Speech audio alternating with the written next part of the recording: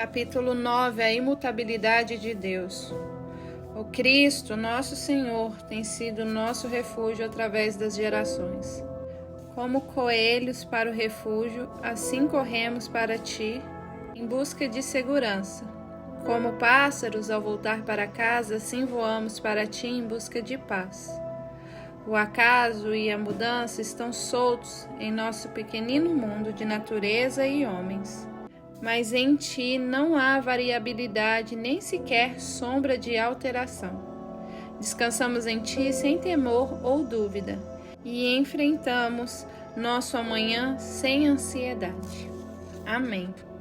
A imutabilidade de Deus está entre os atributos menos difíceis de entender, mas, para verdadeiramente compreendê-lo, devemos assumir a disciplina de separar a forma como pensamos nas criaturas daquela forma mais infrequente que surge ao tentarmos enxergar aquilo que pode ser compreendido sobre Deus. Dizer que Deus é imutável significa dizer que ele jamais difere de si próprio. O conhecimento de um Deus em crescimento ou desenvolvimento não existe nas Escrituras. Me parece impossível pensar que Deus varie em relação a si próprio, e eis abaixo o porquê. Para que um ser moral mude, é necessário que a mudança ocorra em uma das três direções possíveis. Ele deve ir de melhor a pior, ou de pior a melhor, ou ainda, dado que a qualidade moral continua estável, ele deve mudar de si próprio, de imaturo para maduro. Por exemplo, ou de uma classe de ser para outra. Deve ficar claro que Deus não pode mover-se em nenhuma dessas direções. Suas perfeições excluem eternamente qualquer possibilidade de que isso ocorra. Não há como Deus mudar para melhor, sendo perfeitamente santo. Ele jamais foi menos santo do que é hoje e jamais poderá ser mais santo do que é e sempre foi. Ele é igualmente incapaz de mudar para pior. Nenhuma deteriorização na natureza inexpressivelmente santa de Deus é possível. Creio mesmo que seja impossível pensar em tal coisa, pois no momento em que tentamos fazê-lo, o objetivo de nosso pensamento deixa de ser Deus e passa a ser aquilo diferente e menor do que Ele. Aquele em quem pensamos pode até mesmo ser uma criatura grandiosa e impressionante, mas sendo criatura não pode ser o Criador autoexistente. Da mesma forma que não é possível haver mudança no caráter moral de Deus, também não pode ocorrer mudança na essência divina.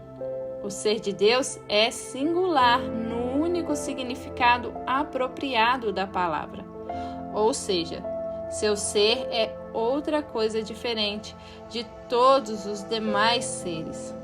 Já falamos sobre Deus como Deus difere de suas criaturas por ser autoexistente, autossuficiente e eterno. Em função desses atributos, Deus é Deus e não há outro ser. Alguém que esteja sujeito a qualquer ínfima mudança não é nem autoexistente, nem autossuficiente, nem eterno. Logo, não é Deus. Somente um ser composto de partes e passível de mudança, pois mudança consiste basicamente na alteração da relação entre as partes de um todo ou na admissão de algum elemento estranho à composição original. Como Deus é autoexistente, ele não é composto. Não há nele partes passíveis de alteração. E por ser autossuficiente, nada exterior pode ser acrescentado a seu ser. Algo que seja composto de partes, disse Anselmo, não é inteiramente único, mas de alguma maneira plural e diverso de seu todo. E é de fato ou de conceito capaz de dissolução. Mas nada disso se aplica a ti, acima de quem nada pode ser concebido. Assim não há componentes em ti, Senhor, nem és tu mais do que um, mas tu és verdadeiramente um ser unitário e de tal forma idêntico a ti mesmo, e em nenhum aspecto diferente de ti mesmo. Pelo contrário, tu és a própria unidade, indivisível por qualquer conceito. Tudo aquilo que Deus é, Ele sempre foi. E tudo que Ele foi e é, Ele sempre será. Nada que Deus jamais tenha dito a seu próprio respeito será alterado. Nada que os profetas inspirados e apóstolos tenham dito a respeito dele será reincindido. Sua imutabilidade garante isso. A imutabilidade de Deus aparece em sua mais perfeita beleza quando comparada à mutabilidade do homem. Em Deus, nenhuma mudança é possível. No homem, ela é inevitável. Nem o homem, nem seu mundo são fixos, estando ambos em constante fluxo. Cada homem surge por um curto instante para rir e chorar, trabalhar e se divertir. E então ele se vai para dar espaço aos que o seguirão no ciclo infinito. Alguns poetas encontraram um mórbido prazer na lei da impermanência e cantaram em tons menores a canção da mudança perpétua. Omar, o fabricante de tendas, foi um que cantou com melancolia e humor a respeito da mutualidade e mortalidade, as enfermidades gêmeas que afligem a humanidade. Não manejastes tão asperamente essa argila, exortou ao oleiro. Podem ser as cinzas de teu avô que lhe tratas com tamanha liberdade. Quando ergues a taça para beber vinho tinto, ele lembrou ao boêmio, pode estar beijando a boca de uma beldade há muito falecida. Esta doce nota de sofrimento, expresso com humor gentil, empresta uma radiante beleza aos seus versos, mas, por mais belo que seja, todo o longo poema é doente e agonizante à beira da morte. Como o pássaro encantado pela serpente que pretende devorá-lo. O poeta é fascinado pelo inimigo que o está destruindo, assim como a todos os homens e todas as gerações dos homens. Os escritos sagrados também encararam a mutualidade do homem, mas são homens saudáveis e há uma força robusta em suas palavras. Eles encontraram a cura para a grande doença. Deus, dizem eles, não muda. A lei da mutualidade pertence a um mundo caído, mas Deus é imutável. E nele o homem de fé é capaz de encontrar permanência eterna. Nesse meio tempo, a mutualidade de trabalhar a favor dos filhos do reino e não contra eles. As mudanças que neles ocorrem são obras das mãos do Espírito que vive neles. Mas todos nós, diz o apóstolo, com o rosto descoberto, refletindo como um espelho a glória do Senhor, fomos transformados de glória em glória, na mesma imagem, como pelo Espírito do Senhor. Ó Senhor, meu coração está aborrecido com essa eterna mudança, e a vida passa tediosamente rápido, através de sua incessante corrida e variado alcance. A mudança não encontra similar em ti e não desperta qualquer eco em tua muda eternidade. Frederick W. Faber. Essas palavras de Faber despertam a simpatia de todo o coração. Mas por mais que lamentemos a falta de estabilidade das coisas terrenas, em um mundo caído como o nosso, a própria capacidade de mudar é um tesouro, um dom de Deus, de tamanho valor que demanda constante ação de graças. Pois, para o ser humano, a própria possibilidade de redenção é baseada na capacidade de mudar.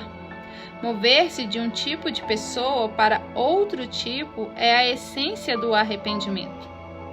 O mentiroso se torna verdadeiro, o ladrão, honesto, o devasso, puro, o orgulhoso, humilde. A própria textura moral da vida é alterada. Os pensamentos, desejos e as afeições são transformadas, e o homem deixa de ser o que era antes.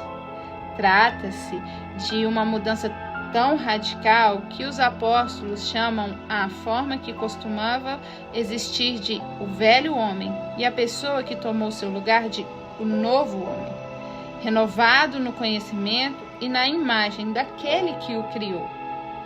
Mas a mudança é mais profunda e mais fundamental do que qualquer ato externo é capaz de revelar, pois ela inclui receber de outrem uma vida de maior qualidade.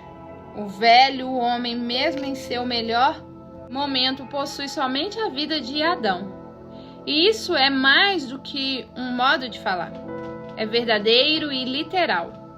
Quando Deus infunde vida eterna no espírito de um homem, este homem se torna membro de uma nova e mais alta ordem de existência.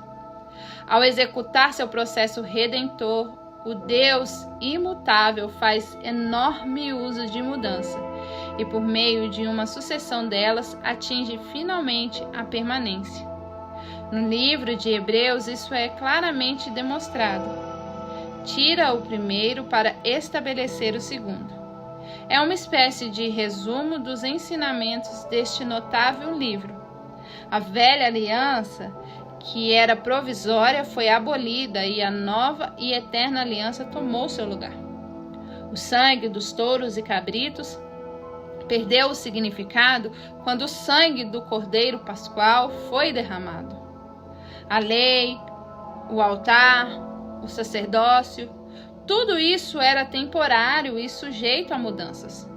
Agora, a lei eterna de Deus está gravada para sempre na matéria viva e sensível de que é feita a alma humana. O antigo santuário já não existe, mas o novo santuário é eterno nos céus, e ali o Filho de Deus exerce seu eterno sacerdócio.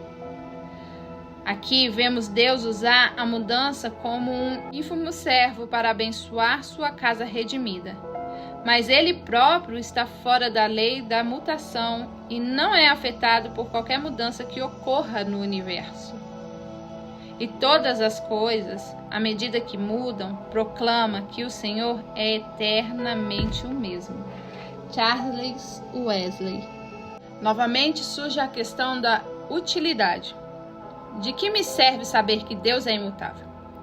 Pode-se perguntar. Isso não é tudo mera especulação metafísica? Algo que pode fazer satisfação a determinado tipo de pessoa, mas que não tem qualquer significado para homens práticos? Se por homens práticos queremos dizer incrédulos, absortos em negócios seculares e indiferentes ao que Cristo afirmou, ao bem-estar da própria alma ou aos interesses do mundo que está por vir, um livro como este não tem, de fato, qualquer significado para tais homens, nem, infelizmente, qualquer outro livro que leve a sério a religião. Mas ainda que tais homens possam ser, a maioria eles não constituem de forma alguma a totalidade do povo, ainda há 7.000 que não dobraram os joelhos a Baal. Estes últimos creem que foram criados para adorar a Deus e regozijar-se eternamente em sua presença.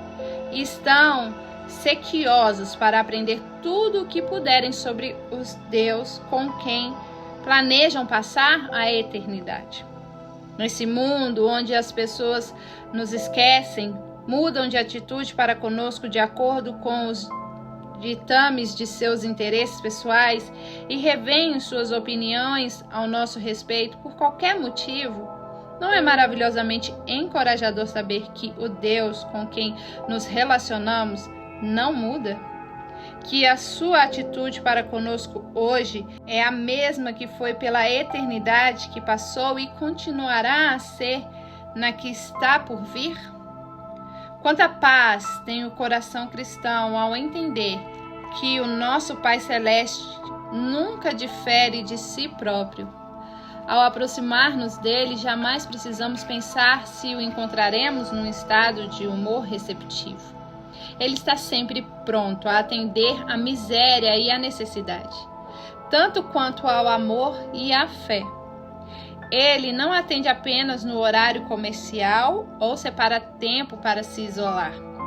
Ele também não muda de ideia sobre nós. Hoje, neste momento, ele sente por suas criaturas, pelos bebês, pelos doentes, pelos caídos, pelos pecadores, exatamente o mesmo que sentia quando enviou seu Filho unigênito ao mundo a fim de morrer pela humanidade. Deus não sofre variações de humor, não esfria suas afeições ou perde o entusiasmo. Sua atitude em relação ao pecado hoje é a mesma de quando ele tirou o homem pecador do jardim oriental. Sua atitude em relação ao pecador é a mesma de quando ele estendeu as mãos e disse: "Vinde a mim, todos os que estáis cansados e oprimidos, e eu vos aliviarei." Deus não cede e não precisa ser persuadido. Ele jamais será convencido a alterar sua palavra, nem a atender às orações egoístas. Em toda a nossa busca de Deus, para lhe agradar e ter comunhão com Ele, deveríamos lembrar que qualquer mudança necessária terá de ocorrer do nosso lado.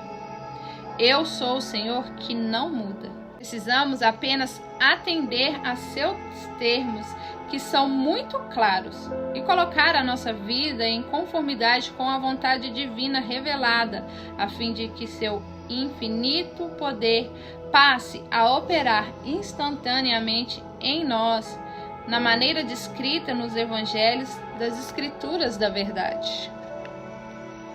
Fonte de todo o ser, origem do bem, permaneces imutável. Nem sequer a sombra de uma mudança escurece as glórias do teu reino. A terra e seus poderes se dissolverão, se esta for a vontade do grande Criador. Mas tu és para sempre o mesmo. Eu sou. Continua a te designar.